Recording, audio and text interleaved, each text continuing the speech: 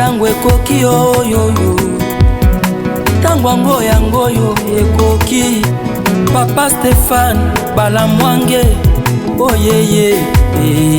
Après na Lualaba donc Kolwezi akokitape kuna plutôt na Tanganyika wana ezali voyage où le chef de l'État doit compter pour ça là dans les jours à venir et aussi à cause de l'embouchement. Et là déjà je demanderai na Olita Kabongo on s'est préparé déjà na base non parce que nous serons là et na sanité maman Jeanne-Marie Kikundi donc yonde mutu ozali na ba charge nyonso ya ba billet Olita azali na charge ya ba séjour. C'était juste une façon pour moi de dire un grand merci na bande konyoso o balandaka. Vraiment Gustave, vous êtes tellement nombreux, je vous rassure et je vous confirme que je vous aime beaucoup. Ceux qui bino bozate biso tozalité tokolobela nani tokolobana mur tokolobana baba tokolobana banani tokolobaka kanabino bato bolandaka biso. Voilà, je disais que nous allons aujourd'hui parler na ba sujet mibale ya makasi et trokota na ba autres informations.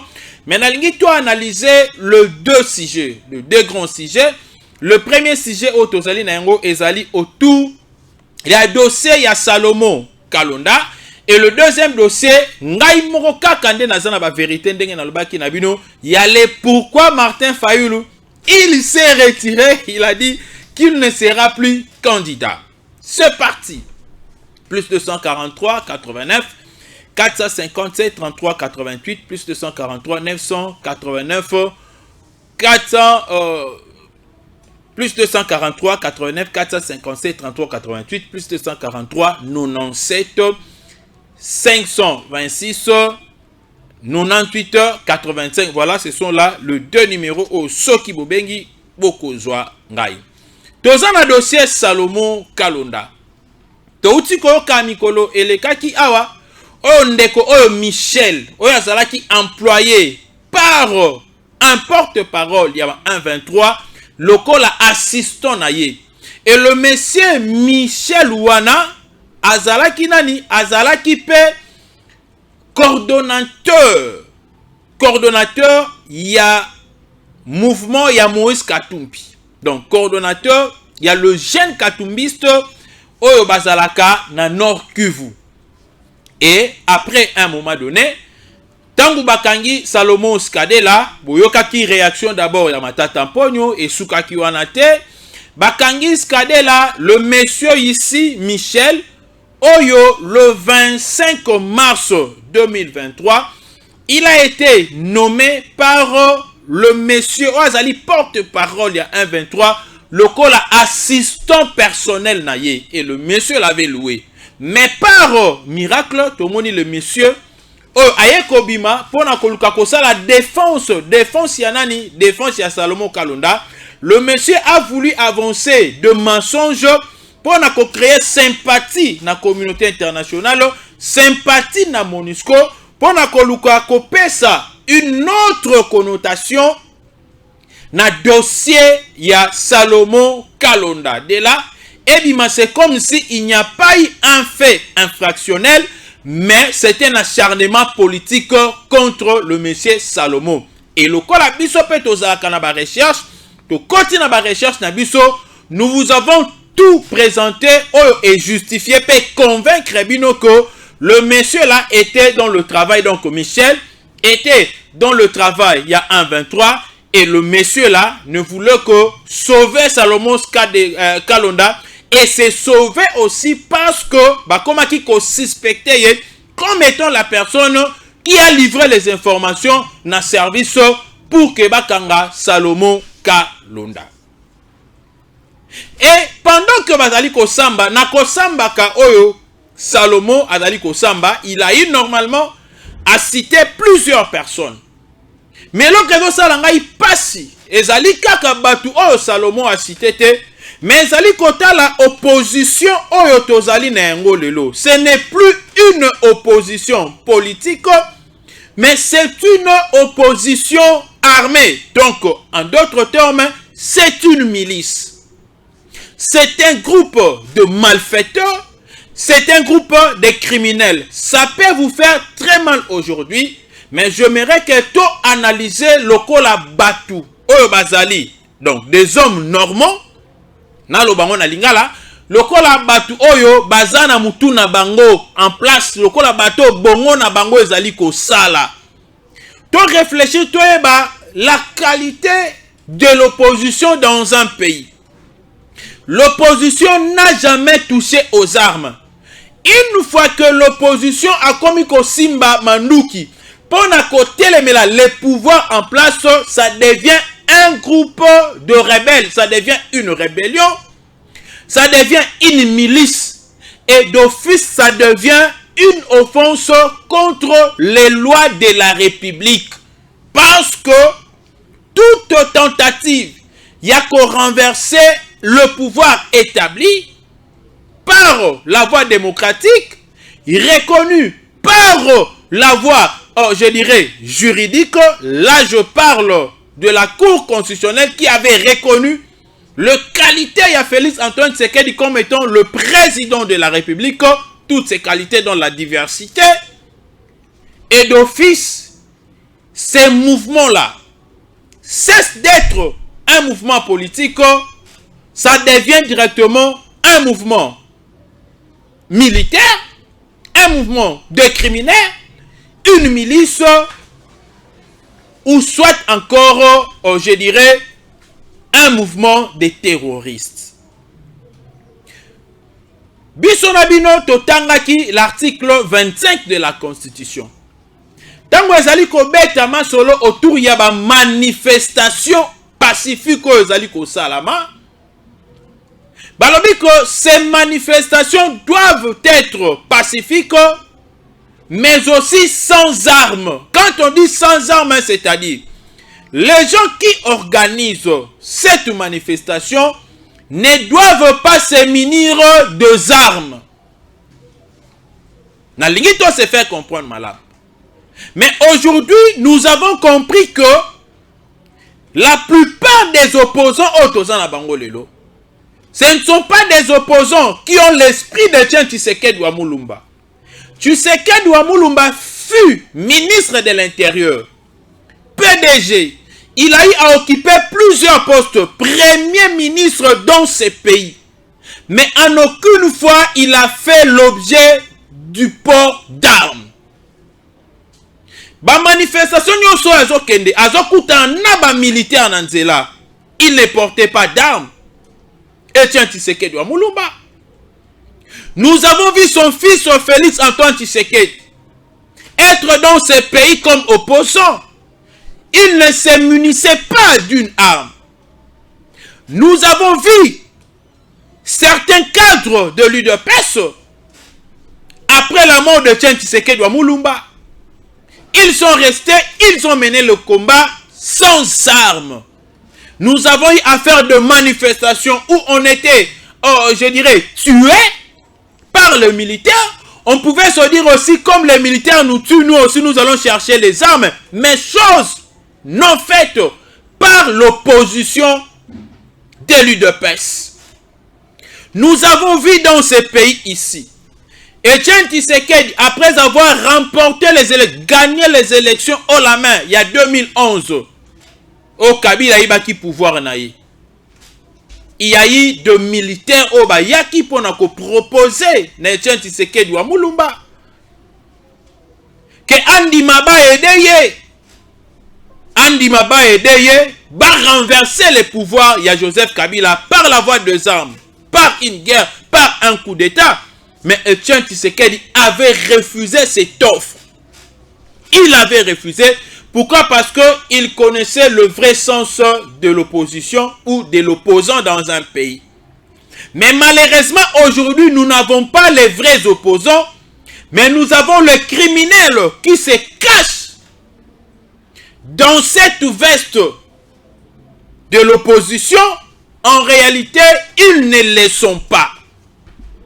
Bache la biso vidéo. Au-delà ya kotanga ndenge batanga ki Franck Diongo par Salomon, il n'est pas seul. Il y a plusieurs personnes qui ont été citées dans cette affaire. ingénieur Kim Stier sur une vidéo total. Bota la vidéo binomoko avant analo.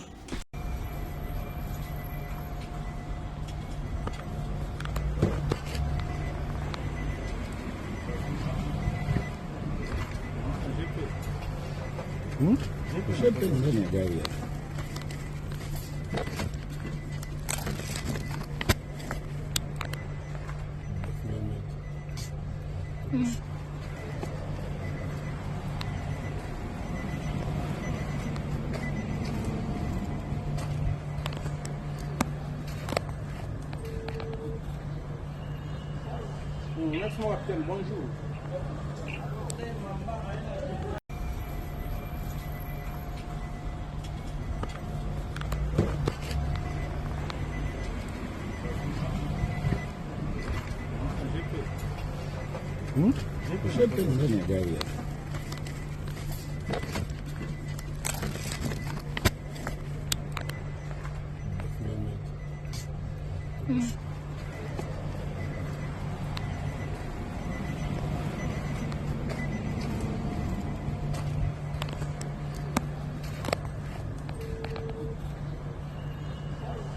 Laisse-moi appeler, bonjour.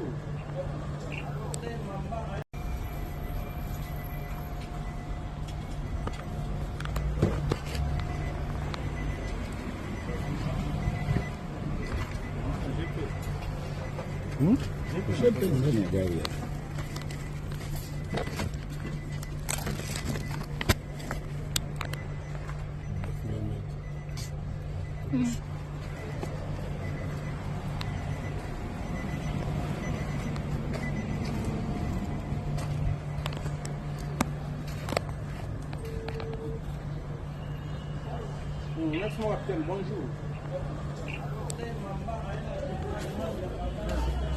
Voilà. Touti kota na bino vidéo oyo bomoni bino moko. Parce que batu mususu bakofanda balobi c'est un acharnement contre les opposants. Non, non, non. Écoutez. Mouzé Kabila a été tué dans ce pays à cause de la négligence. On ne vit qu'une seule fois. Aujourd'hui, on parle de Mouzé Laurent Désiré Kabila dans le passé. Mouzé Kabila est devenu une histoire. Mouzé Kabila n'est plus une vie aujourd'hui. Mais il y a des gens, oh, bah, ebisaka sala attention na mutukingani balinga basala mabe, oh, yandima quitté. Et il s'est retrouvé mort. N'a palais naï à travailler, n'a palais de marbre. N'a palais de marbre, bah, petit musée, mais ça c'est à Koufi. À cause de la négligence. Mais nous avons toutes les informations. Qu'il y a certains opposants, en connivence avec le 1-23, en connivence avec d'autres mouvements qui veulent faire un coup d'état contre le régime de Félix Antoine Tshisekedi jusqu'à lui ôter la vie. Qui peut accepter aujourd'hui, au nom peut-être, il y a politique kaka, au Monika Rabatumoro Bayeboe, bon ça va, Tobeto, coup d'état, Tobareyo. Écoutez, même Jésus, hein, devant la mort, alors qui papa, si c'est possible, que tu enlèves cette coupe. Mais Nasukama Sola, toutefois que ta volonté soit faite, parce que c'était dans la volonté de Dieu, il n'était venu que pour mourir. Mais le président Félix Tshisekedi n'est pas venu pour mourir pour ses pouvoirs, n'est pas venu plutôt mourir pour ses pouvoirs. Il est venu travailler pour que le Congo redécolle encore. Il est venu travailler pour que les Congolais se retrouvent et qu'ils comprennent que nous avons manqué depuis un certain temps un président qui pouvait nous remettre dans nos droits, qui pouvait encore redorer notre image. Bomoni vidéo na ezali jeep o bakangel mutuka ya Frank Diongo ya lelo ya lobité. Mutuka ya Franco Diongo. Ah oui? Mutuka ya Frank Diongo. Na kata mutuka ya Frank Diongo, lui-même est là. Bakangie na ba service. bakei na ye bafongoli na kati ya mutuka parce qu'ils avaient toutes les informations possibles. Munduki wana bomona bacheli ete GP oyo Frank Dionga tambolaka na yango. Matata pona beta ili solo ya GP Jericho ya garde na ye. Siko o na yebite parce que le rôle à Moïse Katumbi aza israélien ba ke na Jericho parce que za na Israël. Ce qu'on a évité oh so pe Munduki ya nani ya Frank Diongo oh et kozala Samarie et kozala Judée kozala Galilée kozala Bethléem tu es kozala GP Jourdain. Est-ce que vous imaginez ce qui se passe aujourd'hui na kati ya ba opposants na biso? Est-ce que c'est de cette manière que nous allons créer la stabilité dans ce pays? Lorsque les opposants basali kotambola na ba minduki non autorisés, le procès est là, on va l'attendre. Et aroye bisabiso munduki wana azu yango wapi. Jusque là, nous avons vu seulement une seule arme, un seul GP. Oh biso tomoni. Aye bisabiso. Écoutez, civil ndengo zabongo, tu n'as pas droit. Yakozala na masasi ata lisasi moko. Ce baye kokute yango na ndaku na il faut expliquer lisasi eutiwa parce que c'est un fait militaire. Et nazo bisabino déjà ndenge bakangi Frank Diongo boye ba avocat na yebo banda komiyebela. Tozo bisabino ndenge procédure ezali. C'est une arme de guerre. À moins qu'ezala na mukanda oyo ko attester que Frank Diongo azwaki yango na cadre il y a légitime défense, il y a un document qui justifie que ce document lui a été livré par l'autorité compétente. Ah là, on pourra dire, ok, c'était dans le cadre, il y a nini, dans le cadre, il y a légitime défense. Et dans le cadre de légitime défense, ce va pas sur Munduki ana na yebi ki va tambola na tete kala na ndako. Ce qu'il faut tambola na yango, c'est qu'il faut tambola pena document nos ala kana yango partout. On peut t'arrêter, même en cours de route comme ça, ba militaire ba sali fui na bango, ba monio na Munduki, on te demande de présenter le permis ou l'autorisation. Au brandir yango, ceux qui zali en bonne et due forme, ils vont te laisser après avoir passé aux vérifications parce que bon, ils peuvent appeler le service même de loin. Bah oui, Munduki wana toza reconnaître yango za numéro boye to pesa na mukinga ni botika e ba ko tika ya kende. Vous comprenez un peu? Et lelo oyo na lingi to comprendre biso nyonso que l'opposition bazo beta mabe. Ah oui. Soki kaka na 4 ans oyo, les opposants ba komi ko collaborer na le gens qui tuent les Congolais à l'est le 1-23. Na le régime Yakakame qui tue et pille la République démocratique du Congo, qui viole nos mamans juste dans 4 ans. Et ceux qui m'opposent, à 10 ans, 15 ans, c'est qu'ils peuvent aller chercher même tous les criminels du monde pour venir envahir la République démocratique du Congo, seulement parce que Balingi doit pouvoir dans la précipitation. Non, écoutez, le président Félix Tshisekedi a 5 ans. Vous devez attendre à celui-ci 5 ans, mais la constitution peut cette possibilité, sur celui-ci premier mandat, il a droit. Je dis bien, il a droit. C'est un droit pour le président Félix Tshisekedi. Ce n'est pas une faveur, c'est un droit lui reconnu par la Constitution, article 73, que le mandat du président de la République est de 5 ans, une seule fois renouvelable. Écoutez, lobaye moko boya, soka boyite ay apostille, mutako boye la azate. C'est son droit qui lui est reconnu par la Constitution. Yango moni deni kadi malobi boyeke. Eza na candidature mon côté oyo e kozala conforme na loi au Seigneur ko rejeté kozalate. Abi si vous trouvez qu'il y a une candidature rejetée par la CENI, là en termes et à présence de la République d'abord, c'est que cette candidature-là ne se marie pas avec le loi de la République démocratique du Congo. Mais ce qui est la candidature, donc le candidat remplit les profils exigés par je dirais, les lois de la République démocratique du Congo d'office, sa candidature sera retenue. Parce qu'il sera dans ses droits. Et de même aussi pour le président Félix Antoine Tshisekedi. Ça fait très mal aujourd'hui. Et nous comprenons que ces opposants le savent très bien qu'ils n'ont pas la population derrière eux. Yango basale effort pour na tokene na ba élection te metoke kaka na ba élection. Babundani pour na tokene na ba élection te metozo kende kaka na ba élection. Et bakomi koluka comment est-ce qu'ils peuvent perturber la carte? Et heureusement nous avons battu la Félix Antoine Tshisekedi. Donc lelo oyo allez-y comprendre que le vrai Franck Diongo a quoi une carte ya Mutambu. Le vieux Franck Diongo a quoi une carte ya Mutambu. Oh yemoko amilukelaki. Donc il n'y a pas un acharnement là-dedans. Même nga on a pouvoir, je ne peux pas qu'on s'autorise quand on a autant de mundu qui va autoriser ngate. Non, on va m'arrêter. Et n'a qu'à subir même traitement que bango.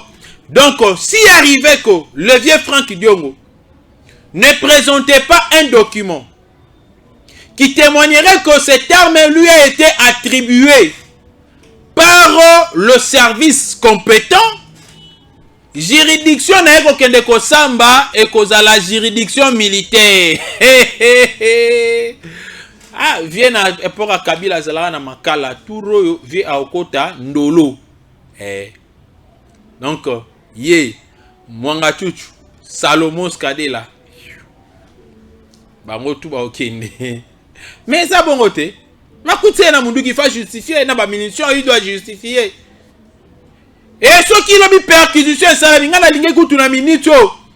Perquisition makase ça m'a déjà na parlé na ye. Ya osaranate. Et j'aurais bien voulu que tout le membre, il y a opposition, tous les opposants, bah ça non perquisition, on va parler d'abord tous les opposants. Hein. Parce que mon lit m'a besoin la sabiso que bah rose attend ba rebelle ba bomba na parler na bango. Ah oui hein. Bah ça va complice dans mon bondo bah zaïko salama. Nous vous avons dit, moi je vous avais dit ici que avant première marche au Benga ça les 13, il y avait les mobondo qui étaient ici pour les appuyer. Ni t'étais la vigilance et à service, coup de chapeau. N'avait pas mon Peter Kaza du coup de chapeau, n'avait pas aussi Jean-Pierre Bemba Gombo, oh bah on l'a laté, bah on s'ala musala coup de chapeau na ba service, non c'est la sécurité ça musala na bango mala. Tolo banin atabi no moko tolo banin. Donc ça fait très mal aujourd'hui.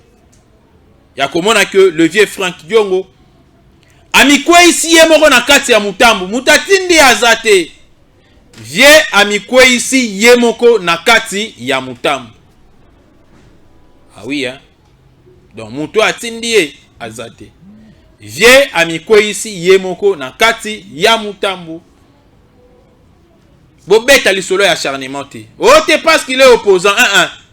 A Kangami parce que il a été d'abord cité dans le dossier Salomon Kalonda.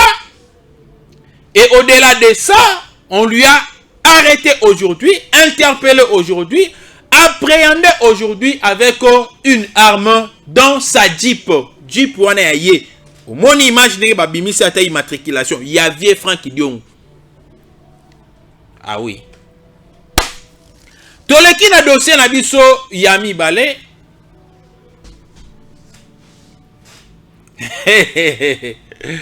Martin Fayulu Madidi. Et via Bendani. Motif naï selon Yé. Alors que à Bendani parce que il a été trahi. Donc c'est-à-dire, je comprends directement que l'esprit a vieux. Et ça li sous-soutient na carte ya groupe na bango ya opposition dans l'ensemble. Et que vieux le quoi la message na ko beta yé moko tam sous ba komi benda na abeta yé moko en solo.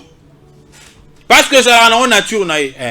Tam so benda na bi ba na beta ngamoko en solo banini. Na vivre ngamoko na mopanzi, peut-être je dis bien peut-être. Mais tout d'abord ils sont surpris Martin Fayulu à quels États-Unis na fongo la bino ba réalité. Avant la comme un discours Sabino, qu'est-ce qui a fait que Martin Fayulu aloba ako postuler te. Qu'est-ce qui a fait que Martin Fayulu aloba que ako postuler te? Alingi Nathalie Sabino. Les opposants ndenge basangana ki bongo bakabola naki ba espace.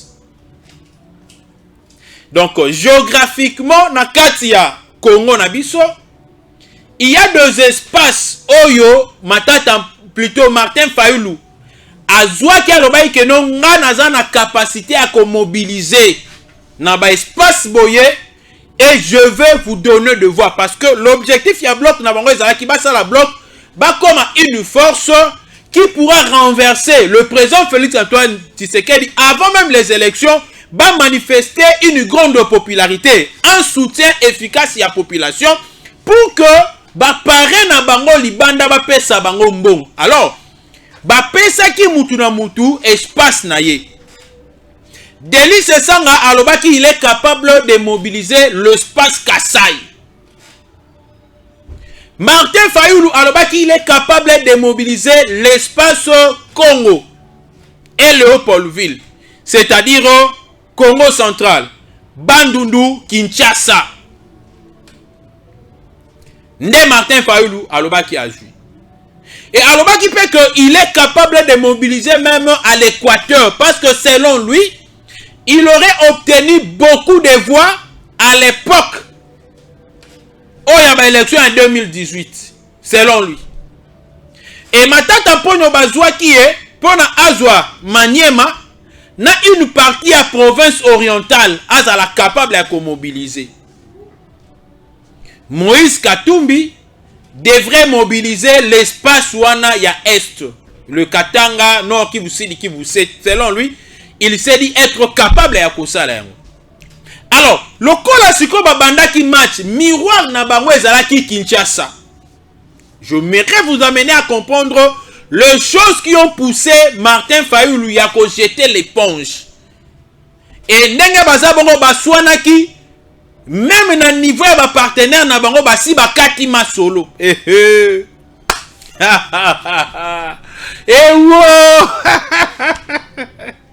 Ah, koza na information ça la lengi moko ya kobisaka na te. Na bete na solo ya se amai.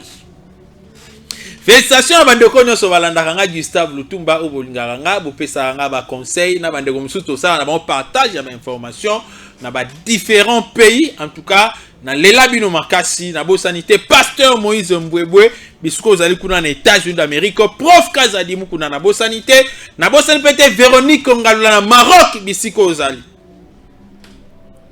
Et alors, tangu sikoyo balobi balakisa force na bango. Baye na Kinshasa, basa la marche à liboso. Martin Fayulu avait pris beaucoup d'argent parce que yende mutu azalaki na base de mobilisation. Martin Fayulu avait rassuré que lui, Martin Fayulu, il va beaucoup mobiliser à Kinshasa. Mais comme na Kinshasa, na accueil ya Katumbi, fiasco. Marche Basali, fiasco. Bakena sit-in, fiasco.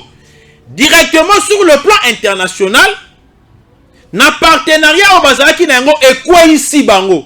Et là, qui na bango que ils sont incapables yako mobiliser. Ne tangu bazui bloc kadena a balingi ba mekana Congo central et simbité. Ba tenter ko kende na Bandundu.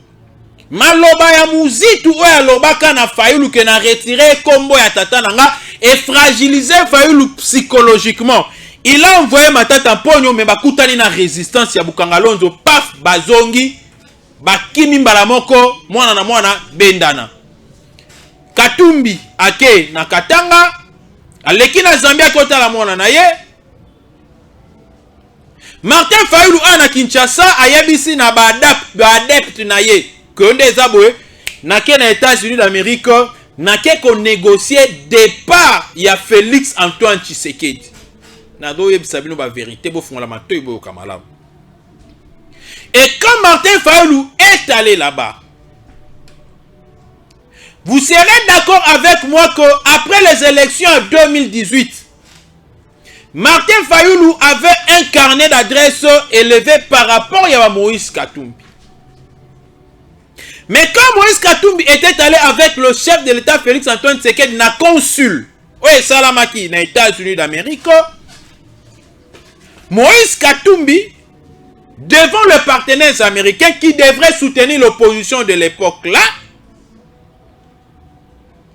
Moïse Katumbi avait des avantages parce que c'était un mafieux qui se connaissait avec le mafieux. Mais et moment qui est un discours au Bassa qui n'a le président Félix Antoine Tshisekedi, ces débats-là, ces jeux d'échange-là, et quoi il qui Moïse Katumbi est qu'il n'a pas un niveau par rapport à Félix Antoine Tshisekedi. C'est ainsi que Félix Tshisekedi a gagné qui est bas point, il a eu des avancées. Mais après les élections, Nava Oye Salamaki, c'est Martin Fayulu maintenant Oye Komaki, leader. Tout le mafieux, tous les multinationaux qui étaient contre le président Félix Tshisekedi acceptaient maintenant de négocier avec Fayulu parce que c'est qui est position moko ya force. Donc c'est Martin Fayulu qui réclamait, Chadar il ne réclamait pas, c'est Fayulu qui réclamait sa victoire qui serait volée par le président Félix Tshisekedi. Donc en d'autres termes, c'est lui qui avait gagné les élections selon lui. Alors, multinationaux, c'est ça qui est force. Et ça, c'est que Martin Fayulu a comme qui n'a ma casse. Et chemin faisant, quand il s'est positionné pour être candidat président de la République, on lui faisait aussi confiance par rapport à Yamwa plein au Abandai Kosala Nase. Or, plein on est qui était, plein est qui Jean-Pierre Bemba, et qui Moïse Katumbi, et qui Adolphe Mouzitou, tous ces gens-là, qui na kati ya la Mukande Bandai Kosala force na ye. Et quand maintenant, on a commis kokita moko na moko faiblesse, il y a Martin Fayulu et commis komonana. Mais au-delà de ça, ce qui a tué Martin Fayulu, ezali marche ote, marche e salamaka o batobolaka ba pune na ye, na marche e landaka ezalaka vide na nzela, o azoloba, bonsoir, eska batu baze belé, bonsoir, vidéo eska batu bazale belé. Donc, il a qui sait que Martin Fayulu n'avait plus la popularité. Ne ba yebisaki na Martin Fayulu, tu dois te rallier avec Moïse Katumbi parce qu'il a l'argent, il a aussi un nom. Toi, nous comprenons que popularité n'est pas kokita, mais elle est supérieure par rapport à Moïse Katumbi. C'est une réalité. Alors, tant que Moïse Katumbi, Martin Fayulu, Basangana matata mponi, Basangana Mukwege, mais na dernière minute Mukwege a benda na tiki bango. Batali siko sur terrain, partenaire batali sur terrain, ils ont compris que de 1, Martin Fayulu n'a pas une base. Ya ye moko, appui au mandat ko pesa ezate, et Katumbi petanga keiku na misi bango ke mobilisation ya bandai ko sala, c'est moi qui donnais de l'argent, ce n'est pas lui. Et comme preuve, Bokomo na kaka bino moko. Et le financier principal, c'était Salomon Kalonda. Et tant que faiblesse, il y a Martin Fayulu et Monani. À les États-Unis, pendant que Koluka soutient la candidature na l'élection en 2023. En tout cas, au regard de Makambunyon sur Otomoni, nous avons compris que toi, Martin Fayulu, tu n'as plus la confiance de la population parce que tu as menti. Et puis de deux, Tala eloko oyo salibala kisi Martin Fayulu vidéo ya baby c'est biso toroy kondima biloko te yo sala yango bana mike. Donc derrière toi il n'y a que de petits enfants qui n'ont pas de carte de lecteur, qui ne vont pas voter. Donc si on te soutenait c'est que tokobwa kambongo na biso na mai. Martin Fayulu to rejeté candidature na yo biso toko conseiller Martin Fayulu au postulé parce que biso toza capable ya ko soutenir candidature na yote. Nous allons chercher un autre candidat. Et puis si Martin Fayulu liboma abimi ameka kobeta ba porte mususu, même ya ba chef wa quartier ba yambi ete na États-Unis, même ya ba chef de rue ba yambi ete. Martin Fayulu a zongi avec une grande désolation. Et on a donné à Martin Fayulu le nom à candidat au bako soutenir. Nesali Martin Fayulu passe sinamutema. Atali siko que quand il était avec Mouzitou Bemba, azaki na position moko ya bien. na lamuka na bango wana. Mais tangu Bemba kei, Muzito akei, atikali ye moko na ba étranger, entouré par des étrangers.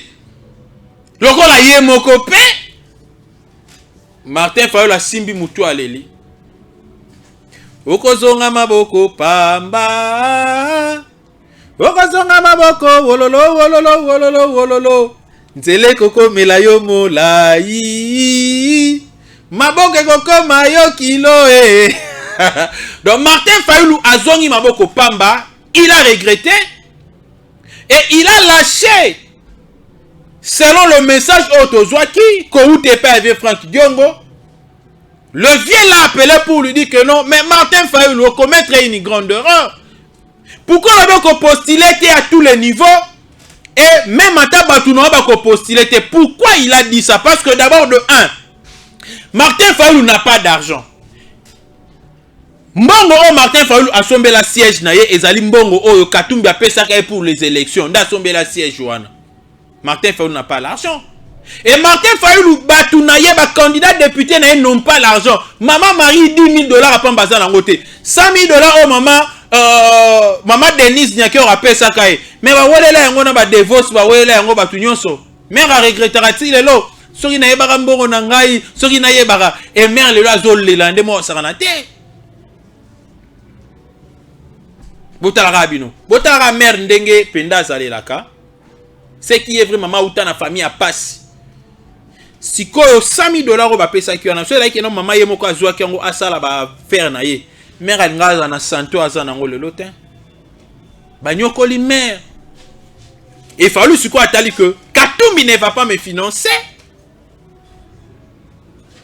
L'extérieur ne va pas me financer en tant que candidat président de la République. J'aurais du mal à donner les $100,000. J'aurais du mal à donner les cautions. Il y a des députés pour qu'ils me respectent. Fuite en avance. La fuite de Mahomet. Oui, le balangata yambari osombo. La fuite de Mahomet fait l'arrivée de Zanzibar.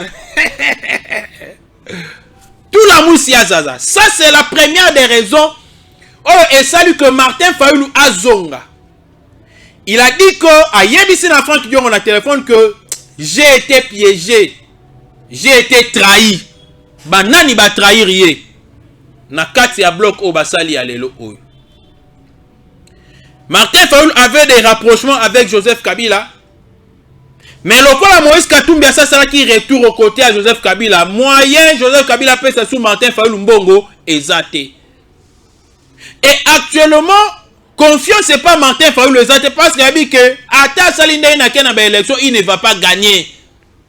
Il n'aura même pas 10%.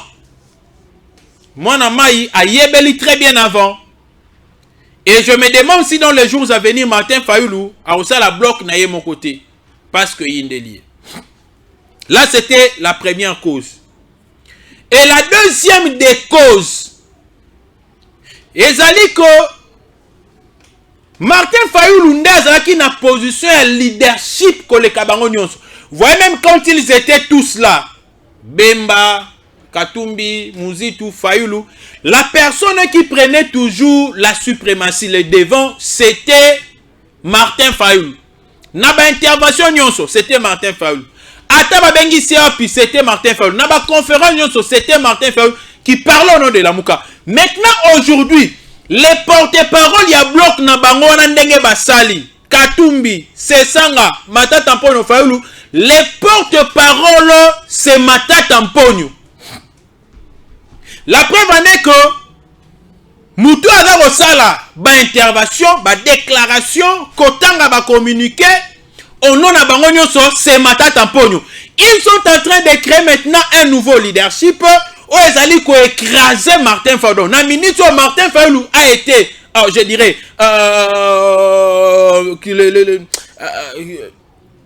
a été absorbé, voilà. Martin Fayulu a été absorbé par Matata Mponyo, Moïse Katumbi, délice et sang, ba absorbé, ba vider subsistance. Alors moi na mai, atalabi, Nabetaka abord que soit crédibilité, zate soit ba revoir fichier électoral, en tout cas, élection. Et puis, on ne va pas revoir ces fichiers électoraux. Déjà, les élections se pointent à l'horizon. Si les élections ne sont pas organisées en 2023, en 2024, avant mai, les élections seront organisées. Là, ça n'engage que moi, Gissab Lutumba. Ça n'engage que moi, Gissab Lutumba. Bon, c'est préparé dans l'élection. J'ai dit bien, bon, c'est préparé dans l'élection. Et maintenant, Martin Fayulu Tali, ces deux éléments-là, il n'a plus la popularité, il n'a plus la crédibilité, il n'a plus le leadership, il n'a plus le partenaire. Ba piégé, ba botolier biloko nyonso wana. Comme un homme averti. Mon kuna na États-Unis basi ba bloquer les. Awsani. Mona maya bendani. Ah, na banza to comprendre biso nyonso. Ah là. Voilà. Nazo kende Kosukisa, nazo kende Kosukisa na déclaration oyo les conseils, hein, il y a Union Européenne. Oh, Union Européenne, bah, là, d'abord, ils ont enlevé bah, sanctions, hein, bah, sanctions, oh, qui contre, bah, sanctions, oh, qui contre Emmanuel Shadari, bah, longoli, bah, sanctions, oh, qui aussi contre Kalev Mutombo, bah, longoli yango, et ba lobby na ba déclaration na bango oyo ya buzoba na sepeli nango kutata mukete makasi ba déclaration na bango moko ya buzoba boye bango ba lobby que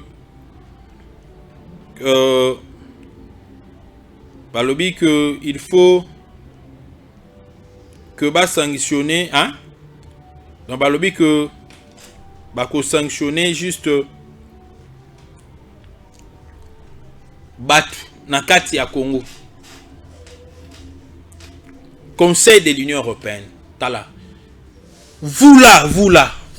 Nous ne sommes pas vos petits enfants. Et supportez-moi. En français pour n'avoir pas français.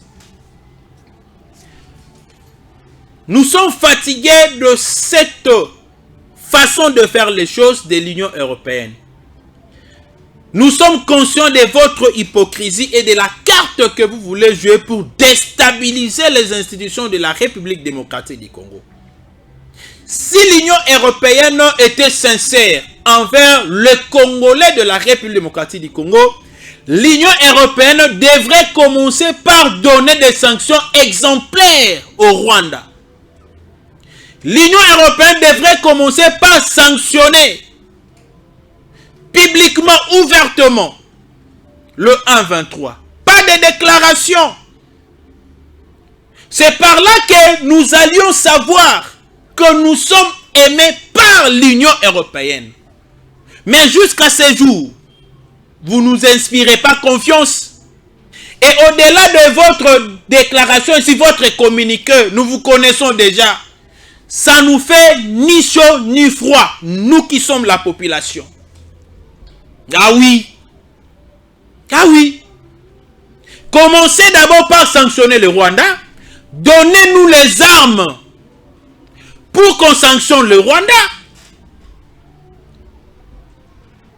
Au lieu de nous dire que le Conseil de l'Union européenne est prêt à faire quoi? À inscrire sur la liste toute personne qui fait obstacle à une sortie de crise consensuelle et pacifique en vue de la tenue des élections en vue de la tenue d'élections en RDC. Oh, papa, il n'y aura pas de consensus. Il n'y aura pas de consensus. Le consensus a été déjà trouvé dans le Parlement. Lors il y a sélection, il y a des candidats. Il y a un animateur, il y a Seni. Et toute partie avait envoyé, quand je dis toute partie, ce n'est pas parti politique. Hein? Donc toute partie avait envoyé, n'est-ce pas, son représentant. Et aujourd'hui, nous avons un bureau qui répond aux normes, Un bureau aussi qui avait été reconnu par les deux églises, les deux confessions religieuses protestantes et catholiques. On a fait déjà le pas, on a contrôlé, on a audité les fichiers électoraux. Laissez-nous aller aux élections. Il n'y aura pas de consensus. Écoutez, il n'y aura pas un partage de pouvoir. On ne va pas repousser les élections. S'il faudrait qu'on repousse les élections, et cela ne fera pas l'objet d'un dialogue pour qu'on fasse le partage du pouvoir, non.